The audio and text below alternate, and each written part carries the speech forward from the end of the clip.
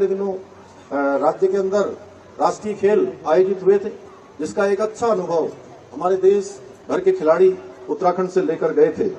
वहीं हमने 8 वर्ष की उम्र से प्रतिभावान खिलाड़ियों को छात्रवृत्ति देकर उन्हें निखारने की भी शुरुआत की है। इसके साथ ही प्रदेश के आवासीय स्पोर्ट्स कॉलेजों के खिलाड़ियों को निःशुल्क प्रशिक्षण, शिक्षा, आवास, भोजन और किट आदि भी प्रदान किए जा रहे हैं। इतना ही नहीं, हमारी सरकार ने राष्ट्रीय स्तर की किसी भी प्रतियोगिता में मेडल प्राप्त करने वाले खिलाड़ियों को सरकारी नौकरी देने की भी ऐतिहासिक शुरुआत की है। हमारे इन सभी प्रयासों का परिणाम है कि अभी हाल में संपन्न हुए 38वें राष्ट्रीय खेलों में राज्य के खिलाड़ियों ने 100 से अधिक मेडल प्राप्त किए हैं और एक इतिहास रचा है। प्रिय भैया बहनों, मैं आप सभी हमारे राज्य की उज्जवल भविष्य की सशक्त नींव है। आपकी मेहनत, प्रतिभा और सपनों में वो सामर्थ्य है जो हमारे राज्य के भविष्य का निर्धारण करेगी।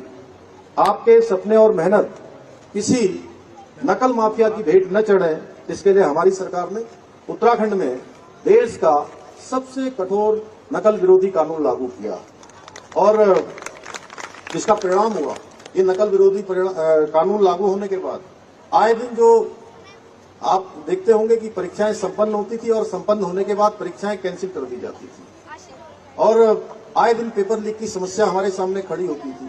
गरीब माता पिता के बेटे बेटियों का जो एक उनका आत्मबल था, आत्मविश्वास था, उनकी मेहनत, उनकी प्रतिभा और क्षमता के साथ लगातार अन्याय हो रहा था।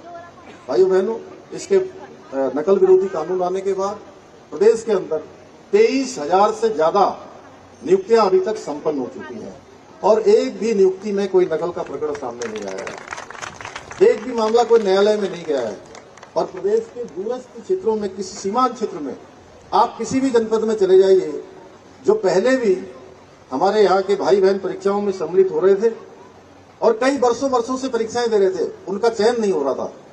लेकिन नकल का कानून आने के बाद उन्हीं भाई बहनों का एक परीक्षा के साथ साथ 1 में, 2 में, 3 में, 4 में और कुछ तो ऐसे हैं जिनका 5-5 परीक्षाओं में चयन हो गया है।